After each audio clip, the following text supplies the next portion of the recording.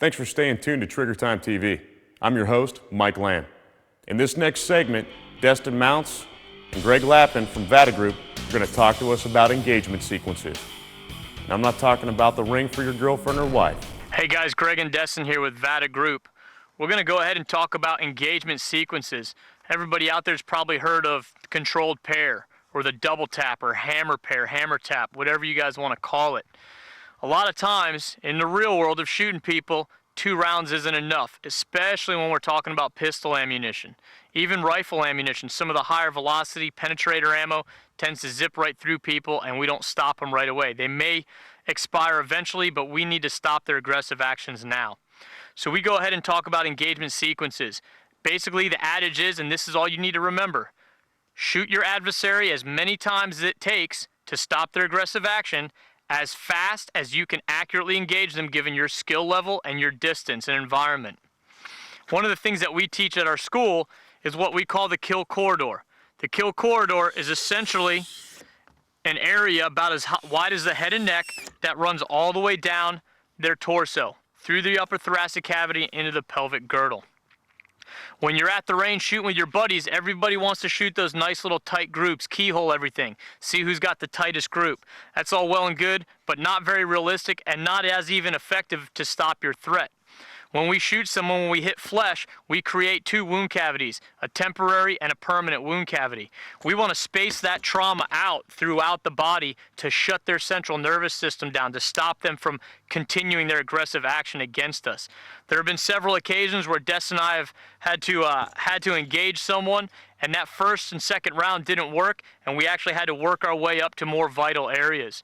So what Destin's going to demonstrate here is the first drill is going to be the non-standard response drill. You've shot somebody, they responded other than what was standard with being shot, i.e. they continue to fight you. If they continue to fight, you keep hammering them in that chest, in the upper thoracic cavity. Maybe they're wearing body armor, maybe they're on PCP, whatever it may be, but just by hammering them in that upper thoracic cavity, we're creating massive trauma, possibly driving them to the ground, immobilizing them. From there, he's going to work into the vertical track drill. The vertical track drill simply follows on that NSR. Whoa, what I'm doing is not working, and I'm going to drive the weapon up into that head. All right, up into that brain box area. That rifle or pistol wants that recoil to go up anyway. We're not going to let it control us. We're going to control it, but we're going to allow it to help us effectively and rapidly move up that kill corridor. The third and final one is going to be the zipper drill. The zipper drill starts in that pelvic girdle, working your way up the kill corridor and ending into the head or wherever that subject terminates and where you finish up shooting them. Pelvic girdle's nice. That controls the transportation of our adversary. You hit that and break down that pelvic bone, you shut them down, slow them down, immobilize them, then you can follow up to the body if there's still a threat. Also, we have our femoral arteries running through that area all the way up into our abdominal aorta. All right, we've got a lot of good vital areas in here that we want to cover and we want to hit rapidly. All right, Destin's going to go ahead and demo these. Watch him shoot, watch his muzzle rise, watch how he's driving the rifle, and then we're going to go ahead and take a look at his hits. All right, once Greg gets safe, we'll go ahead and do the drill. First one again is going to be the NSR drill.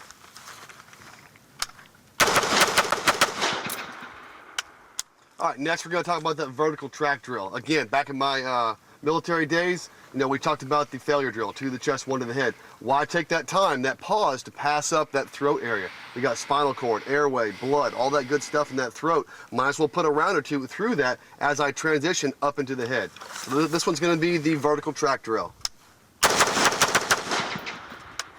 And then the last one's going to be the zipper drill, starting in the groin, working my way up that kill corridor, and terminating into the brain box.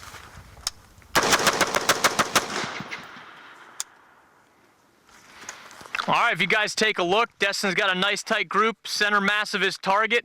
I'm not worried about shooting keyholes. You could hear the cadence. Man, he was running the heck out of that gun. All right, we go over to the vertical track, same thing. He's all right there in that kill corridor, nice and tight up through that center mass of that body. I'm not worried about where you're placing your shots as far as where they are vertically. We go to the third one here. He's got that beautiful zipper drill, starting the pelvic girdle, breaking your subject down, working your way up that kill corridor, shooting them to the ground until they stop their aggressive action. All right, again, a lot of times, even with rifles, there's no end-all be-all when it comes to caliber, 9mm, 45, or rifle ammo. Get out there and train. Learn what your weapon systems work with the best. All right, hopefully you never need to use it. If you have more questions or need more information, visit us at vatatrainingcenter.com.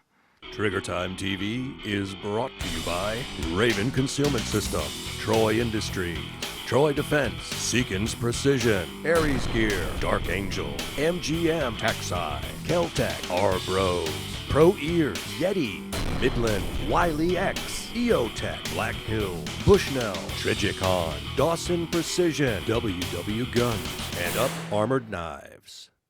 Hey everybody, thanks for tuning in. I hope you enjoyed the show. I'd like to dedicate this episode to the men and women proudly serving overseas and here at home, and to the families that support them. Guys, our hats are off to you, and we humbly thank you for all you've done.